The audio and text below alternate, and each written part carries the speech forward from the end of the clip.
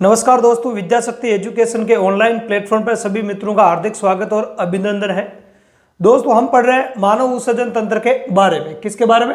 मानव उत्सर्जन तंत्र के बारे में हम पढ़ रहे हैं। और मानव उत्सर्जन तंत्र की क्लास जब मैंने शुरू की तो उस टाइम मैंने आपको बताया था इस अध्याय की रूपरेखा। ठीक है, तो इस अध्याय की रूपरेखा में मैंने आपको ये 7 पॉइंट बताए थे। ठीक है, इन 7 पॉइंटों में से 5 पॉइंट है वो हम पढ़ चुके हैं। ठीक है, जिन पे जो राइट मार्क कर रखा है, ये जो 5 पॉइंट है वो हमने पढ़ लिए। जैसे कि उत्सर्जन की परिभाषा है, उत्सर्जन के आधार पर प्राणियों के प्रकार है, विभिन्न प्राणियों के उत्सर्जी अंग है। ठीक है, मानव उत्सर्जन तंत्र की संरचना जिसमें हमने नेफ्रॉन और वृक्क की संरचना के बारे में हमने पढ़ा था। और इसके अलावा उत्सर्जन की क्रियाविधि या जिसको अपन कहते हैं मूत्र निर्माण की क्रियाविधि। तो ये 5 पॉइंट हम पढ़ चुके हैं। आज अपन छठा और 7वां पॉइंट पढ़ेंगे। छठा पॉइंट है मानव के अन्य उत्सर्जी अंग और 7वां पॉइंट है उत्सर्जन संबंधी प्रमुख रोग कौन कौन से होते हैं। तो आज ये हमारा जो लेसन है वो कंप्लीट हो जाएगा और ये इसकी 4थी क्लास है। मात्र 4 क्लास में उत्सर्जन तंत्र है वो A to Z कंप्लीट है। जनरल साइंस के हिसाब से कंप्लीट है और डीप साइंस में अपने को वैसे भी नहीं जाना है। तो जनरल हिसाब की कौन कौन सी चीजें हैं वो एग्जाम्स में पूछी जा सकती है और उन्हीं को मैंने शामिल करते हुए ये सारी क्लासें रिकॉर्ड की है। ठीक है, तो इन क्लासों को जरूर देखना है। क्लासें यदि आपको अच्छी लगे तो अपने दोस्तों में इसे ज़्यादा से ज़्यादा शेयर भी करना है। और चैनल पर आप नए हो तो चैनल को सब्सक्राइब करना है, लाइक करना है और बेल वाला आइकन को जरूर प्रेस करना है ताकि जैसे ही मैं कोई वीडियो अपलोड करूं उसका नोटिफिकेशन आपको हाथों हाथ मिल जाए। ठीक है, तो आज अपन इन्हीं छठे और 7वें पॉइंट के बारे में अपन पढ़ेंगे। छठा पॉइंट क्या हमारा? छठा पॉइंट है मानव के अन्य उत्सर्जी अंग और 7वां है उत्सर्जन संबंधी प्रमुख रोग कौन कौन से होते हैं। तो सबसे पहले देखते हैं मानव के अन्य उत्सर्जी अंगों के बारे में। किसके बारे में? मानव के अन्य उत्सर्जी अंग है वो कौन कौन से होता है इसके बारे में अपन देखते हैं। तो मनुष्य के अन्य उत्सर्जी अंगों की बात करें, ठीक है, अन्य उत्सर्जी अंगों की अगर अपन बात करें, ठीक है, अन्य उत्सर्जी अंग, ठीक है, तो अन्य उत्सर्जी अंग है वो मनुष्य में होता है मुख्यतः 3। कितने होते हैं? मुख्यतः अन्य उत्सर्जी अंगों में 3 अंगों को अपन शामिल करते हैं। ठीक है, मुख्य उत्सर्जी अंग कौन से होते हैं ये आपको ध्यान रखना है। वृक्क होता है। क्या होता है? देखो इधर देखो, यहां अपने को ध्यान में रखना प्रमुख उत्सर्जी अंग। प्रमुख उत्सर्जी अंग, मनुष्य का प्रमुख उत्सर्जी अंग क्या होता है? और वो होता है हमारे वृक्क। वो कौन होता है? वो होता है वृक्क या किडनियां। कौन होती है? वृक्क या किडनियां अपन जिनको बोलते हैं। ठीक है, वृक्क या कह दो इनको आप किडनी, या आम भाषा में जनरल भाषा में इनको क्या बोलते हैं? गुर्दे बोलते हैं। क्या बोलते हैं? गुर्दे बोलते हैं। तो ये मनुष्य के मुख्य उत्सर्जी अंग है, प्रमुख उत्सर्जी अंग है। इसके अलावा अन्य उत्सर्जी अंगों की अगर अपन बात करें तो अन्य उत्सर्जी अंगों में 3 अंगों को मोटे तौर पर शामिल किया जाता है। कितने अंगों को? 3 अंगों को मोटे तौर पर अपन शामिल करते हैं। ठीक है, एक हो जाता है हमारे त्वचा। एक क्या हो जाएगा? एक हो जाएगा हमारे त्वचा हो जाएगी। ठीक है, इसके अलावा स्किन है ना, स्किन त्वचा। और इसके अलावा दूसरा हो जाएगा हमारे लिए फेफड़े। ठीक है, दूसरा कौन हो जाएंगे? फेफड़े हो जाएंगे। और तीसरा जो अन्य उत्सर्जी अंग है वो हो जाएगा हमारे यकृत। क्या हो जाएगा? यकृत या लीवर। ठीक है, यकृत या जिसको अपन क्या कहते हैं? लीवर कहते हैं। तो ये तीसरा अन्य उत्सर्जी अंग हो जाएगा। ठीक है, बात करें मुख्य उत्सर्जी अंगों में वृक्क या किडनी होती है तो इनके द्वारा यूरिया का उत्सर्जन होता है। किसका उत्सर्जन? यूरिया का उत्सर्जन होता है। किसका उत्सर्जन होता है? यूरिया का उत्सर्जन है वो वृक्क द्वारा किया जाता है। और उत्सर्जन तंत्र में हम मुख्यतः इसी को पढ़ते हैं। उत्सर्जन तंत्र की जब भी बात आती है तो यूरिया और इसका उत्सर्जन है वो कैसे होता है? तो वो मूत्र निर्माण के द्वारा होता है। सारी प्रक्रियाओं को हमने पढ़ लिया है। अब हम पढ़ रहे हैं अन्य उत्सर्जी अंगों के बारे में। ठीक है, तो त्वचा, फेफड़े और यकृत या लीवर है मनुष्य के अन्य उत्सर्जी अंग होते हैं। अब बात करें त्वचा की, अगर अपन बात करें तो त्वचा में क्या होती है? श्वेत ग्रंथि होती है। कौन सी ग्रंथि होती है? त्वचा में होती है श्वेत ग्रंथियां। कौन सी ग्रंथियां? श्वेत ग्रंथियां बोलते हैं पसीने की ग्रंथियों को। किन ग्रंथियों को? पसीने की जो ग्रंथि होती है उन्हीं को श्वेत ग्रंथियां कहा जाता है ना। और इन ग्रंथियों के द्वारा पसीने का स्त्रण होता है। किसके द्वारा? पसीना निकलता है। क्या निकलता है? पसीना। तो इस पसीने में कौन कौन सी चीजें, जैसे अपन बात करें अतिरिक्त जल है ना, शरीर में स्थित जो अतिरिक्त जल है, अतिरिक्त जल, इसके अलावा लवण, कुछ N2 युक्त अपशिष्ट है ना, N2 युक्त अपशिष्ट, नाइट्रोजनी अपशिष्ट, इन पदार्थों का उत्सर्जन है वो किसके द्वारा किया जाता है? वो त्वचा के द्वारा किया जाता है। ये अपने को ध्यान रखना है ना कि भाई त्वचा जो है, त्वचा के अंदर कौन सी ग्रंथि होती है? श्वेत ग्रंथि होती है। तो इनके द्वारा पसीने का स्त्रण होता है, पसीना निकलता है। अब इस पसीने में क्या होता है? एक्स्ट्रा जल, अतिरिक्त जल, और इसमें घुले हुए लवण और कुछ नाइट्रोजनी या नाइट्रोजन युक्त अपशिष्ट पदार्थ है वो इसके अंदर पाए जाते हैं। तो इनका जो उत्सर्जन है वो हमारी त्वचा के द्वारा किया जाता है। किसके द्वारा किया जाता है? त्वचा के द्वारा किया जाता है। तो ये एक अन्य उत्सर्जी अंग हो गया। इसके अलावा बात करें फेफड़ों की, अपन बात करें तो फेफड़ों के बारे में हमने पहले ही पढ़ा है। श्वसन की प्रक्रिया में, श्वसन की प्रक्रिया में कोशिकाओं के अंदर क्या बनती है? CO2 गैस बनती है। कौन सी गैस बनती है? CO2 गैस बनती है। और ये जो CO2 गैस होती है वो हानिकारक होती है। कैसे होती है? ये जो गैस होती है वो अपशिष्ट गैस होती है, हानिकारक गैस होती है। तो इसको शरीर से फेफड़ों के द्वारा बाहर निकाल दिया जाएगा। ये रक्त के साथ में घुलकर आ जाएगी फेफड़ों में और फेफड़ों के द्वारा इसको बाहर निकाल दिया जाएगा। और ये प्रोसेस है श्वसन तंत्र में हमने पढ़ा है। कहां पढ़ा हमने? श्वसन तंत्र में इसको हमने पढ़ लिया है। आगे बात सुन, तो फेफड़े भी अन्य उत्सर्जी अंग है। और अगला है हमारे यकृत या लीवर। अगला क्या है? यकृत या लीवर। तो यकृत या लीवर की अगर अपन बात करें तो यकृत या लीवर है वो क्या करता है? ये यकृत या लीवर क्या करता है? नाइट्रोजनी अपशिष्ट पदार्थों को, किनको?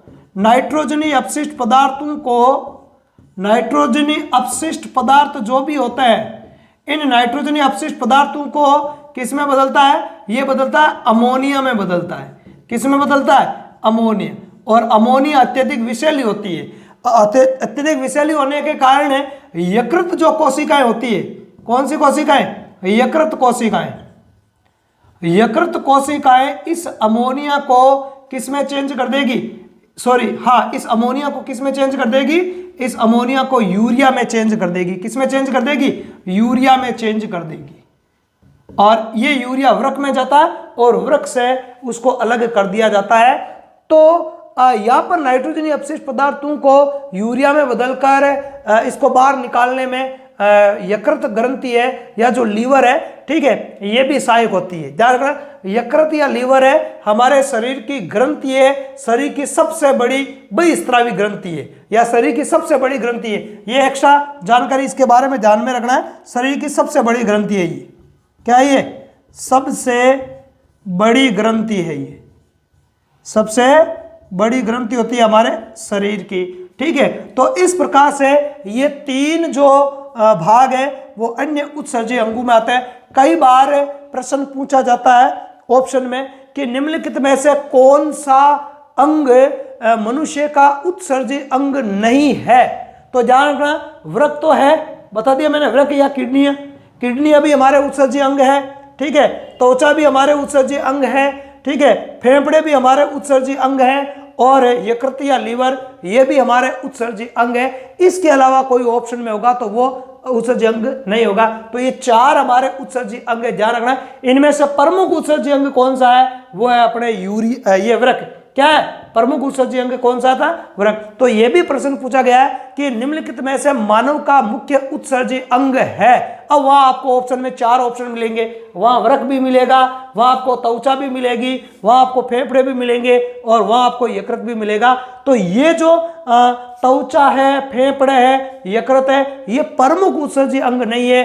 अन्य उत्सर्जी या सहायक उत्सर्जी अंग भी अपन इनको कह सकते हैं। मुख्य उत्सर्जी अंग है वो वृक्क या किडनी या जिनको अपन गुर्दे कहते हैं, ये मुख्य उत्सर्जी अंग होते हैं, ठीक है। तो ये 2-3 टाइप के क्वेश्चन है वो पूछे जाते हैं, ठीक है। यह प्रश्न ऐसा पूछा जाता है कि त्वचा के द्वारा किसका उत्सर्जन होता है? या त्वचा किसके उत्सर्जन में सहायक होती है? तो अतिरिक्त जल, लवणों के बारे में है ना, अतिरिक्त जल है, इसके अलावा लवण और कुछ नाइट्रोजनी अपशिष्टों के उत्सर्जन में त्वचा सहायक होती है। और फेफड़ों, ये सवाल पूछा जाता है, फेफड़ों के द्वारा किसका उत्सर्जन होता है? फेफड़ों के द्वारा CO2 का उत्सर्जन होता है। अगला पूछा जाता है यूरिया का निर्माण कहाँ होता है? तो यूरिया का निर्माण यकृत में होता है। कहाँ होता है? यकृत में होता है। अमोनिया से यूरिया का निर्माण किया जाता है, इसमें यकृत कोशिकाओं की महत्वपूर्ण भूमिका होती है। आगे बात समझ में? तो इस प्रकार ये मानव के अन्य उत्सर्जी अंग है। तो इसका अपन एक बार नोट्स के रूप में देख लेते हैं कि इसके नोट्स क्या बन सकते हैं। तो इनको अपन देखते हैं एक बार नोट्स के रूप में, और फिर अपन मानव के या उत्सर्जन संबंधी प्रमुख रोग कौन कौन से होते हैं उनके बारे में अपन देख लेते हैं। उत्सर्जन संबंधी प्रमुख रोगों के बारे में भी कई बार सवाल आता है, तो ये पॉइंट आपको लग सकता है अनइंपॉर्टेंट, लेकिन इजी है। जनरल साइंस के हिसाब से इंपॉर्टेंट क्वेश्चन इसी में से बन सकते हैं। इंपॉर्टेंट क्वेश्चन इन्हीं दो पॉइंटों में से जो आज अपन पढ़ेंगे, एक तो अन्य उत्सर्जी अंग और एक है उत्सर्जन संबंधी प्रमुख रोग। तो ये दो पॉइंट है, बड़े इंपॉर्टेंट है, इजी लेकिन कंफ्यूज करने वाले सवाल है। इनमें से कई बार सवाल आए हुए हैं, आपने देखे भी होंगे, अभ्यास किए होंगे तो किसी न किसी गाइड से। ठीक है, तो देखते हैं इनके नोट्स क्या बन सकते हैं, उनको देखते हैं, और फिर उत्सर्जन संबंधी प्रमुख रोगों के बारे में देखते हैं। तो इसके नोट्स देखते हैं। देखो, तो नोट्स क्या? वृक्क यानी किडनी। वृक्क मानव के, किसके? मानव के मुख्य उत्सर्जी अंग होते हैं। वृक्क जो होता है वो मनुष्य के क्या होता है? मुख्य उत्सर्जी अंग होते हैं, जिसके द्वारा मुख्यतः किसका? यूरिया का उत्सर्जन किया जाता है या होता है। इसके अतिरिक्त मानव के अन्य प्रमुख उत्सर्जी अंग निम्न है। कौन कौन से होते हैं? त्वचा, एक नंबर त्वचा हो गया, दो नंबर पर कौन हो गए? फेफड़े, और तीन नंबर पर हो गए आपके यकृत या लीवर। अब अपन देखें त्वचा के बारे में। तो त्वचा किस प्रकार से उत्सर्जन में सहायक होती है? मानव की त्वचा में स्थित कौन सी ग्रंथियां? श्वेत ग्रंथियां, पसीने की ग्रंथियां। कौन सी ग्रंथियां? श्वेत ग्रंथियां या पसीने की ग्रंथियों द्वारा पसीने के साथ, किसके साथ? पसीने के साथ अतिरिक्त जल, अतिरिक्त जल, लवण एवं कुछ नाइट्रोजनी उत्सर्जी पदार्थों का शरीर से बाहर निष्कासन किया जाता है। ठीक है, तो ये इस प्रकार उत्सर्जन में सहायक होती है। ठीक है, अतिरिक्त जल, लवण और नाइट्रोजनी पदार्थों को जो हमारी त्वचा वो बाहर निकालती है। आगे देखें फेफड़े। तो फेफड़े किस प्रकार उत्सर्जन में सहायक होता है? कोशिकीय शोषण के फलस्वरूप बनी CO2। कोशिक शोषण के दौरान कौन सी गैस बनती है कोशिकाओं में? CO2 बनती है। तो CO2 उत्सर्जी पदार्थ है, क्योंकि CO2 हानिकारक होती है, उसको बाहर निकालना आवश्यक होता है। ठीक है, इसको शोषण क्रिया द्वारा बाहर उत्सर्जित किया जाता है। तो इस शोषण की क्रिया में फेफड़ों का योगदान होता है। ठीक है, इसलिए फेफड़े वो भी उत्सर्जी अंग के तौर पर कार्य करते हैं। अब देखें अपन यकृत या लीवर के बारे में। देखो, यकृत की कोशिकाएं शरीर में आवश्यकता से अधिक, है ना, शरीर के अंदर आवश्यकता से अधिक जो अमीनो अम्ल होते हैं, है ना, उन अमीनो अम्लों के नाइट्रोजनी भाग को, अमीनो अम्लों में उपस्थित जो नाइट्रोजनी भाग होता है उसको किस में चेंज कर देता है? अमोनिया में चेंज कर देता है।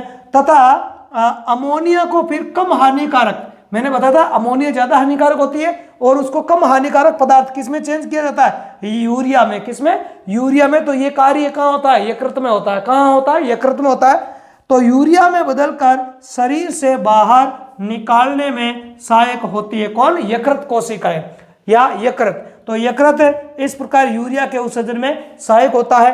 ठीक है, आगे बात करें पित्तवर्णक कौन होता है? बिलीरुबिन और बिलीवर्डिन पित्तवर्णक है, ध्यान रखना है। ये भी हानिकारक है। ये भी क्या होता है? ये भी हानिकारक होता है, और इनका पित्तवर्णकों का निर्माण भी यकृत में होता है या यकृत करता है, जिनको उत्सर्जन के दौरान शरीर से बाहर निकाल दिया जाता है जब भोजन का पाचन होता है। और भोजन के पाचन के पश्चात जो अपशिष्ट पदार्थों को बाहर निकालते हैं, मल विसर्जन, मल के अंदर बिलीरुबिन और बिलीवर्डिन होता है, जिसके कारण मल का रंग पीला होता है ना। मल का जो रंग पीला होता है वो इन्हीं पित्तवर्णकों के कारण होता है, ध्यान रखना, है ना।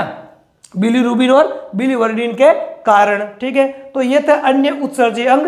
अब अपन देखते हैं मानव उत्सर्जन तंत्र संबंधी प्रमुख रोग कौन कौन से हैं, या उत्सर्जन संबंधी प्रमुख रोगों के बारे में अपन देखते हैं।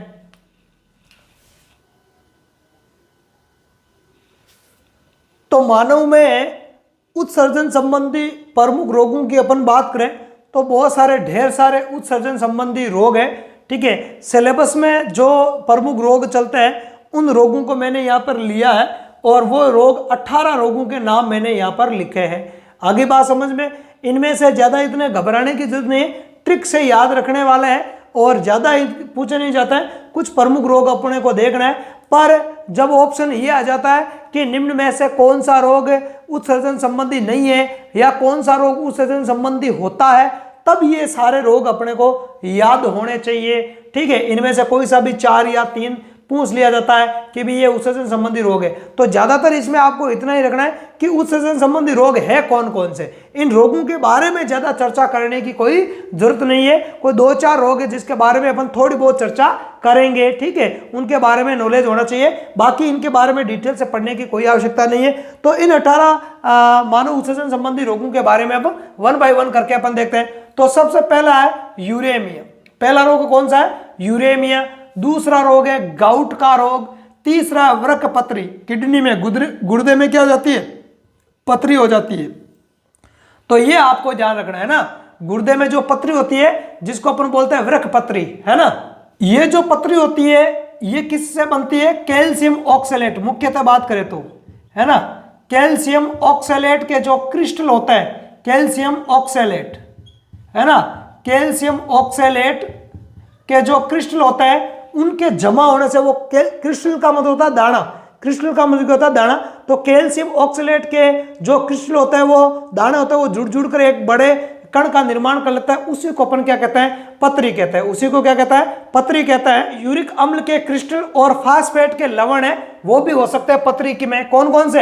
एक तो आपके यूरिक अम्ल, यूरिक अम्ल के क्रिस्टल, है ना, यूरिक अम्ल है इसके क्रिस्टल, और एक है फास्फेट लवण, फास्फेट लवण। ठीक है, तो इनके जो क्रिस्टल है, ये जो क्रिस्टल है ये पथरी का निर्माण करता है। तो ये अपने को ध्यान में रखना है। और ये सवाल पूछा गया कैल्शियम ऑक्सलेट का, तो पथरी क्या होती है? कैल्शियम ऑक्सलेट होते हैं, ये पूछा गया है, तो ये आपको ध्यान रखना है। बाकी भले ये 2 याद ना रहे तो कोई इतनी दिक्कत नहीं है। अगला है ग्लाइकोसूरिया रोग। कौन सा? ग्लाइकोसूरिया रोग। इसके अलावा डिसयूरिया, देखो सूर्या या यूरिया आ रहा पीछे, वो उत्सर्जन संबंधी रोग है। ठीक है, ध्यान रखना है। इसके अलावा पोलीयूरिया, इसमें भी देखो यूरिया आ गया, यूरिया आ गया, इसमें सूर्या आ गया। ठीक है, आगे बात में इसमें यूरेमियम है, यहाँ यू आ गया। ठीक है, तो ये उत्सर्जन संबंधी है, पथरी अपन जानते ही है। ठीक है, इसके अलावा बात करें तो सिस्टिटिस, ये भी उत्सर्जन संबंधी रोग है।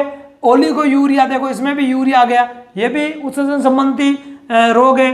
प्रोटीन यूरिया, इसमें भी यूरिया आ गया पीछे। ठीक है, इसके अलावा एल्ब्यूमिन यूरिया, इसमें भी यूरिया आ गया। ठीक है, यहाँ पे कीटोन यूरिया, इसमें भी पीछे यूरिया आ गया। तो जिसमें यूरिया आता है वो उत्सर्जन संबंधी रोग हो जाएगा मुख्यतः बात करें तो। इसके अलावा हेमेटोन यूरिया, इसमें भी पीछे यूरिया आ रहा, तो ये भी क्या हो गया? उत्सर्जन संबंधी रोग हो गया। उसके बाद बात करें हीमोग्लोबिन यूरिया, तो ये भी उत्सर्जन संबंधी हो गया। पाई यूरिया, इसमें भी यूरिया आ गया, उत्सर्जन संबंधी रोग हो गया। अब बात करें आगे पीलिया या जॉइंडिस। तो पीलिया या जॉइंडिस में क्या होता है? जो हमारा जो मूत्र होता है वो पीले रंग का होता है। कैसा होता है? मूत्र का रंग कैसा हो जाता है? पीला हो जाता है इस रोग के अंदर। तो इसकी बहुत सारी वजह होती है, संक्रमण, टाइफाइड वगैरह, इस प्रकार की जो हेपेटाइटिस है, इस प्रकार के संक्रमण में ये अवस्था आती है। तो पीलिया 2-3 स्थितियों में उत्पन्न होती है। ठीक है, तो इसमें मूत्र का रंग कैसा हो जाता है? पीला। तो ये जो मूत्र का जो पीला रंग है वो पित्त वर्णक बिलीरुबिन और बिलीवर्डिन जो भी आपको मैंने पहले बताया उनकी वजह से होता है ना। तो पीलिया में क्या होता है? पित्त वर्णक बढ़ जाते हैं, पित्त वर्णकों की मूत्र में उपस्थिति के कारण ये स्थिति उत्पन्न होती है, जिसके कारण मूत्र का रंग कैसा हो जाता है? पीला हो जाता है ना। पित्त रंग का, पीले रंग का मूत्र होता है पीलिया के अंदर। ठीक है, इसके अलावा बात करें तो ये आपको थोड़ा ध्यान रखना है। ठीक है, इसके अलावा एल्केप्टोन्यूरिया, इसमें भी यूरिया आ गया। डायबिटीज इंसिपिडस, ध्यान रखना, डायबिटीज इंसिपिडिस। एक होता है डायबिटीज मेलाइटस, ध्यान रखना, इधर देखो, एक होता है ये डायबिटीज, दो प्रकार की होती है ना। एक तो होती है आपके डायबिटीज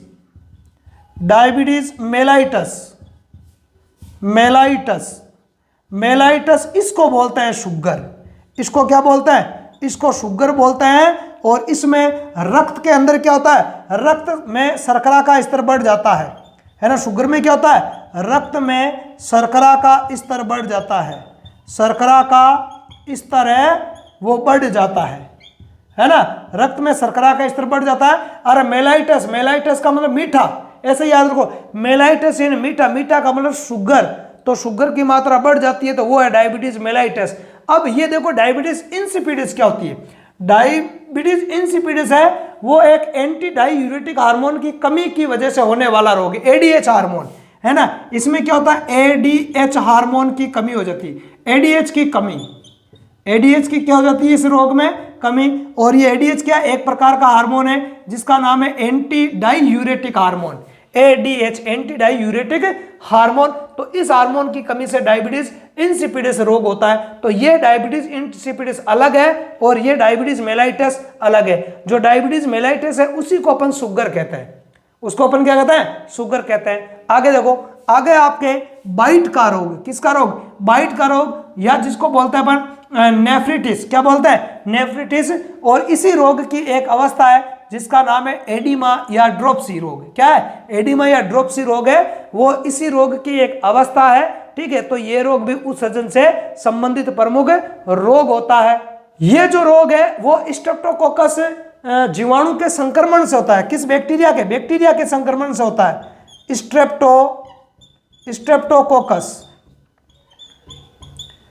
स्ट्रेप्टोकोकस जो बैक्टीरिया होता है, जो जीवाणु होता है, इस जीवाणु के संक्रमण से ये रोग होता है, ड्रोप्सी रोग, ध्यान रखना है। और ये उत्सर्जन से संबंधित ही रोग होता है, ठीक है। अब यहां देखो एक रोग और है, एल्केप्टोन्यूरिया। एल्केप्टोन्यूरिया है, इसमें इसे कृष्ण मूत्र रोग भी बोलते हैं। कैसा? कृष्ण मूत्र रोग। इसमें मूत्र का रंग है वो काला हो जाता है, कृष्ण का मतलब काला।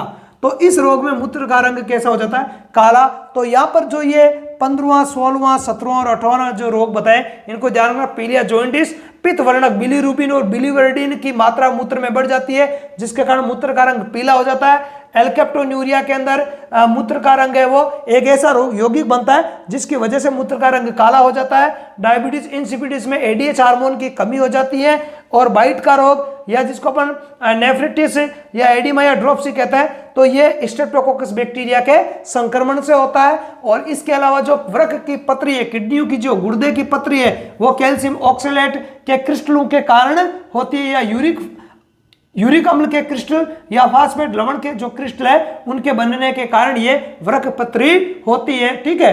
तो इस प्रकार ये उत्सर्जन संबंधी प्रमुख रोग है, ठीक है। इनमें से कई बार है वो प्रश्न पूछा जाता है, कई बार तो इनके बारे में ये जो मैंने डिटेल बताई, इन रोगों की डिटेल कि एडीएच की कमी से कौन सा रोग होता है, इनके बारे में पूछा जाता है जो मैंने बताए। इसके अलावा एक्स्ट्रा फालतू में किसी प्रकार का कोई रोग आपको याद करने की जनरल साइंस में आवश्यकता है ही नहीं। तो यदि आपको ये क्लास अच्छी लगी है तो इस क्लास को ज़्यादा से ज़्यादा अपने दोस्तों में शेयर करना है, ठीक है। और चैनल पर आप नए हो तो चैनल को सब्सक्राइब करना है, लाइक करना है और बेल वाले आइकन को जरूर प्रेस करना है, ताकि कोई भी मैं वीडियो अपलोड करूं उसका नोटिफिकेशन आपको हाथों हाथ मिल जाए। इसके अतिरिक्त आप हमारे टेलीग्राम ग्रुप से भी जुड़ सकते हो, जिसका लिंक है वो चैनल के अबाउट सेक्शन में दिया हुआ है। वहां पर अदर सब्जेक्ट के हर रोज डेली क्विज मिलते हैं आपको, ठीक है। इंडिया जीके से संबंधित, मैथ से संबंधित, साइंस से संबंधित, राजस्थान जीके से संबंधित, इस प्रकार के क्विज है वहां हर रोज आपको पढ़ने को मिलेंगे। तो इस क्लास में इतना ही। अगली क्लास में एक नए चैप्टर के साथ फिर आपसे रूबरू होंगे। तब तक के लिए धन्यवाद। जय हिंद।